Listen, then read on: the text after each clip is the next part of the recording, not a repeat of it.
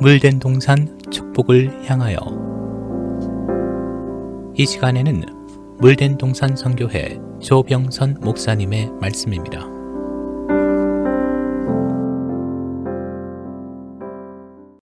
할렐루야, 평안하셨습니까? 저는 지금 창세기 1장의 창조 원리를 그 짝을 찾아 해석해서 하나님께서 천지를 창조하신 그 내역의 원리를 밝히고 있습니다. 오늘 말씀은 지난주에 이어 넷째 날에 창조하신 해, 달, 별의 실상에 대해 말씀을 전하려 합니다.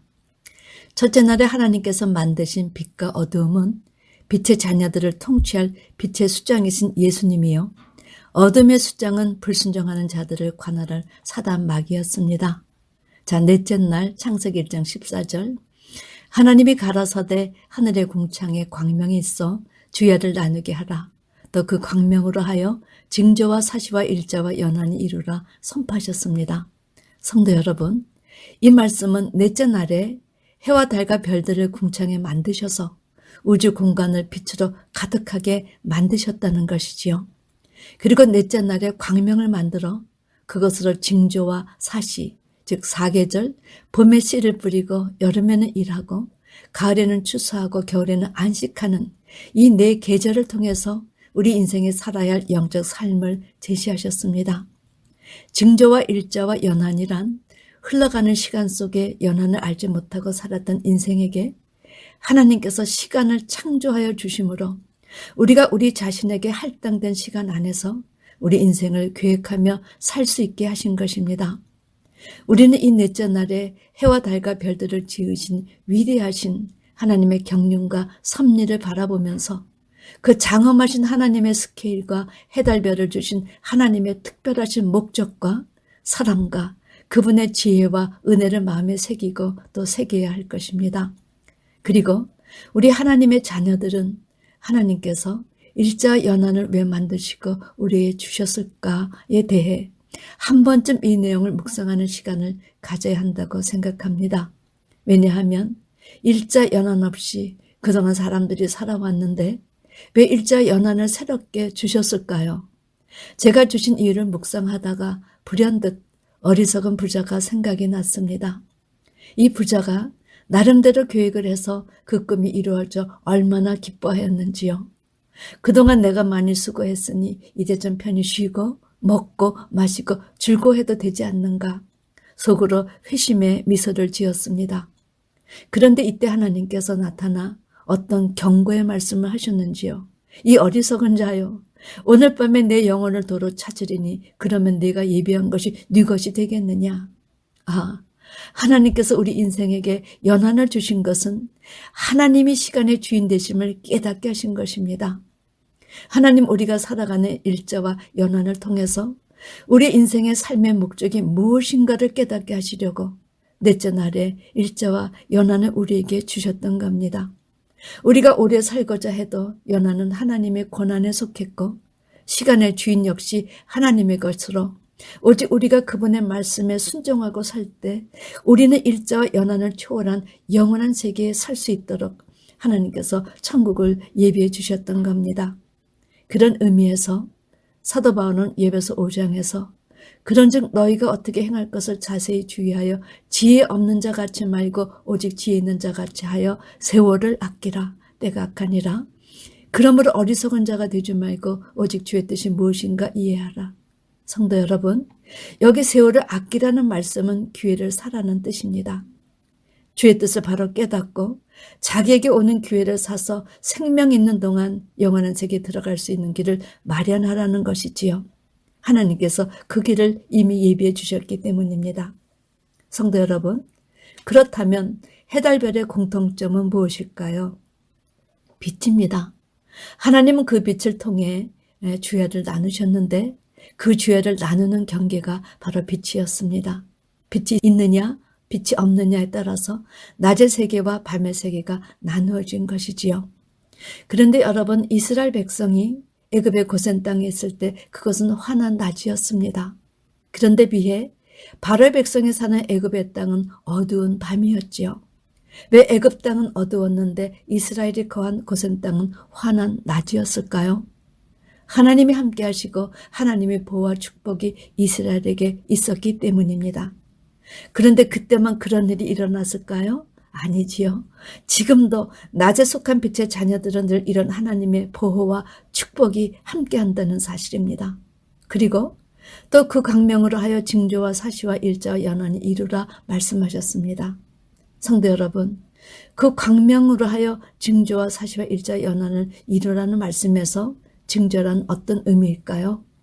징조란 해와 달, 즉 사시와 일자와 연한을 구분할 수 있게 해주는 여러 가지 자연적인 현상이나 표징을 의미하였습니다. 성경에는 이런 일이 주로 초자연적인 현상으로 나타나지요. 그래서 이적으로 번역되기도 합니다. 하나님은 우주 만물 가운데서 여러 가지 징조를 통해 하나님의 의중을 나타내시고 영적으로 깨어있는 사람들이 그 징조의 의미를 알게 하셨습니다. 그런 의미에서 사실은 사계절을 말하는데 봄은 씨를 뿌리고 모든 것이 살아 일어나는 생명의 계절입니다. 여름은 그것을 가꾸고 가을에는 수확하고 겨울에는 수확한 것을 먹고 쉬는데 이스라엘의 여름은 우리 한국과는 달리 종말을 의미했습니다. 이스라엘의 여름은 자그마치 8개월이나 계속되어 모든 식물이 타버리는 죽음의 계절이었습니다. 예수님께서 이 땅에 오심으로 종말이 시작된 것이지요. 그러므로 초림은 종말의 시작이요 재림은 종말의 끝입니다. 우리가 살고 있는 현재의 시점은 시작된 종말과 아직 오지 않은 종말 사이에 살고 있습니다. 예수님께서 종말장에서 무화과 나무의 비유를 배우라. 그 가지가 연하여지고 잎사귀를 내면 여름이 가까운 줄을 아나니 이와 같이 너희도 이 모든 일을 보거든 인자가 가까이 있고 문 앞에 이른 줄 알라. 너의 도망하는 일이 겨울에나 안식일이 되지 않도록 주의하라. 이렇게 말씀하셨는데 영적으로 겨울은 예수님께서 이 땅에 오시기 전 얼어붙은 심령, 즉 우리의 믿음이 떨어져 차가운 겨울이 되지 않도록 주의하라는 말씀이었습니다. 15절에서 18절 말씀, 또 그 광명이 하늘의 궁창에 있어 땅에 빛을 하시고 그대로 되니라. 하나님이 두 큰 광명을 만드사 큰 광명으로 낮을 주관하게 하시고 작은 광명으로 밤을 주관하게 하시며 또 별들을 만드시고 하나님이 그것들을 하늘의 궁창에 두어 땅에 비치게 하시며 주야를 주관하게 하시며 빛과 어둠을 나누게 하시니라.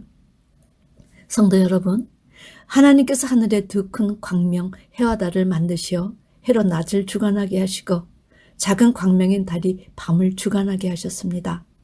이 두 광명을 통해서 낮과 밤의 경계선을 만드셔서 주야를 나누게 하셨지요. 그리고 별들을 만드시고 그것들을 하늘의 궁창에 두어 땅을 비치게 하셨습니다. 성도 여러분, 태양과 달은 각기 하나이지만 하늘 궁창의 수많은 별들로 땅을 비치게 하셨습니다. 하나님은 달과 별로 밤을 주관하게 하심으로 어둠 속에서도 우리 인생이 살아갈 수 있도록 빛으로 인도하셨던 것입니다. 이런 하나님의 뜻 안에서 밤하늘 궁창에서 땅을 비추는 역할이 바로 별이었습니다. 언젠가 책에서 보니 셀 수 없는 많은 별들로 가득한 것이 은하계이고 더욱 놀라운 것은 이런 은하계가 또 셀 수 없이 많다고 하니 하나님의 창조의 역사는 가히 우리가 상상할 수 없는 범위였던 것입니다. 그런데 예수님은 별들 중에서도 어떤 별이셨는가? 계시록 22장 16절에 나 예수는 교회들을 위하여 내 사자를 보내어 이것들을 너에게 증거하게 하였노라. 나는 다윗의 뿌리요 자손이니 곧 광명한 새벽별이라 하시더라. 가장 그 빛이 찬란한 광명한 새벽별이었던 것입니다. 그런데 여러분, 달이 큽니까? 별이 큽니까? 저는 지상에서 바라볼 때 달이 별보다 커서 달이 크고 별은 달보다 작은 줄 알았습니다. 그런데 알고 보니 별이 달보다 크고 지구보다도 훨씬 더 큰 것이 별이라 하여 얼마나 놀랐는지요. 그런데 성도 여러분, 성경의 결론인 계시록에 하나님 나라의 4대 비밀, 첫째가 7별의 비밀이요. 둘째 비밀이 7 촛대의 비밀입니다. 7별은 7교의 사자요. 7 촛대는 7 교회라 비밀이라 하시면서 자체 그 뜻을 풀어주셨지요. 그런데 이 세상에 얼마나 많은 교회가 존재하며 교회 수보다 얼마나 더 많은 수의 주의 종들이 존재합니까? 그런데 왜 목사가 비밀이고 왜 교회가 비밀인가? 그동안 이런 사실을 알고 외치는 목회자들이 그리 많지 않았습니다. 교회 수십 년 발을 들여놨던 이 시대 성도들조차 거의 들어보지 못했다고 해도 과언이 아닐 것입니다. 그런데 지금 누가 교회가 비밀이요, 교회가 목사가 비밀이라고 선포하였는가? 세상이 그렇게 말하면 별 이상한 소리를 다 하네 하고 지나치겠지만 주의 성령의 인도하심으로 사도 요한이 계시록에 기록된 내용이라는 사실입니다. 그런 의미에서 이 시대 성도들은 지금이라도 우리 주위의 곳곳에 세워진 교회와 목회자들을 바라보며 하나님이 제시하시는 목자상과 하나님 나라의 교회상이 과연 무엇이기에 그것이 하나님의 나라의 4대 비밀에 속했는가, 그 연유를 깨달아야 할 것입니다. 그런데 다니엘이 밤하늘의 별을 비유로 영적 별에 대하여 다니엘서 12장 3절에 지혜 있는 자는 궁창의 빛과 같이 빛날 것이요 많은 사람을 옳은 대로 돌아가게 한 자는 별과 같이 영원히 비추리라. 성경에서 제시하는 별은 많은 사람을 옳은 대로 돌아가게 한 자, 즉 전도해서 하나님에게 돌아오게 한 자를 별이라 칭하신다는 사실입니다. 그렇다면 궁창의 달의 영적 의미는 무엇일까요? 시편 기자가 시편 89장 37절에 또 궁창의 확실한 증인, 달같이 영원히 경고케 되리라 하셨도다. 별은 자체 빛이 있지요. 그러나 달은 자체 빛이 없지만 해를 반사하여 빛을 내니 시편 기자는 달을 증인으로 표현했습니다. 성경은 이렇게 발광체인 별과 달을 비유로 별은 많은 사람들을 옳은 대로 돌아가게 하는 자가 별이요 다른 별에게 말씀을 배워 증인이 된 자들을 비유했던 것입니다. 그런데 성경에는 꿈속의 동화 같은 수많은 별에 대한 이야기가 등장합니다. 요셉에게 절하는 별, 야곱에게서 나오는 한 별, 하늘에서 싸우는 별들, 하늘에서 땅에 찍히고 열국을 엎은 별, 많은 사람을 옳은 대로 돌아가게 하는 궁창의 별들, 우리 마음에 떠올라야 할 샛별, 영원히 예비된 캄캄한 흑암에 돌아갈 유리하는 별들, 하나님 나라의 비밀이라는 7별들, 마치 무화과 나무가 대풍에 흔들려 과실이 떨어지는 것 같이 땅에 떨어지는 수많은 별들, 큰 별이 떨어져 많은 사람을 죽인 쑥이라 이름한 큰 별, 침을 받아 별들의 3분의 1이 빛을 잃은 이야기, 길을 잃은 별들의 이야기, 광명한 새벽별 이야기 등등, 이런 각양의 별들을 통해 성경이 가르쳐주는 영적 진리는 무엇일까요? 탄생하신 예수님을 경배하기 위해 먼 동방지역에서 동방박사들이 무엇을 의지하여 찾아왔습니까? 별을 보고 찾아왔습니다. 그런데 그들이 별의 인도함을 받지 않고 잠시 하늘을 판 그 순간부터 헤롯 왕과 온 예루살렘이 듣고 소동했습니다. 그러나 그들이 그 사실을 깨달아 황급히 왕궁을 빠져나왔을 때 다시 그들을 인도했던 별이 나타났고 그 별이 머물러 섰을 때 그들은 한치 오차 없이 정확히 아기 예수가 탄생하신 곳을 찾게 되었습니다. 자, 이 별은 무엇을 의미하는 것일까요?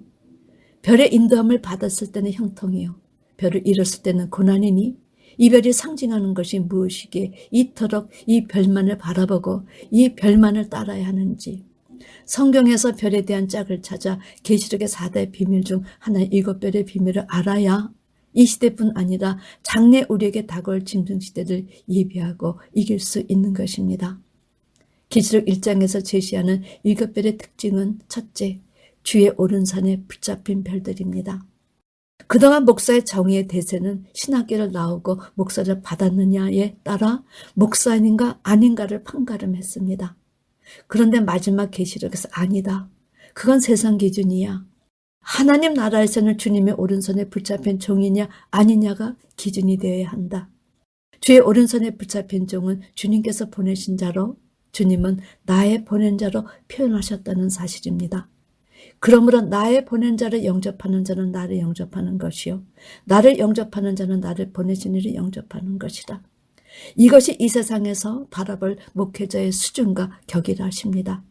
이제 때가 되면 하나님은 그 별들의 수요를 세시고 그것들 다 이름대로 부르실 것이요, 이 별들의 수가 14만 4천이라 하시지요. 또 이 별들이 하나님의 말씀과 예수의 증거로 인하여 죽어 14만 4천의 수가 차기까지 주님의 재림을 기다리라 하셨습니다. 시편 136장 9절 달과 별들로 밤을 주관하게 하신 이에게 감사하라. 그 인자하심이 영원함이로다. 시편 147장 4절 그가 별들의 수요를 세시고 그것들을 다 이름대로 부르시는도다. 부디 이 시대의 종도는 많은 사람들을 옳은 대로 돌아오는 별들이 되시고 성도들은 이런 종들을 만나 이 시대 달 같은 증인의 삶을 사시길 주님의 이름으로 축원합니다. 아멘.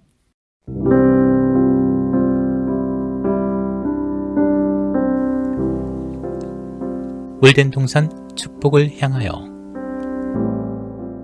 지금까지 물된 동산 선교회 조병선 목사님의 말씀이었습니다. 물된 동산 선교회는 540 앨런데일 드라이브 212호 윌링에 위치해 있으며 상담 문의는 전화 847-341-0330 341-0330번으로 연락 주시기 바랍니다.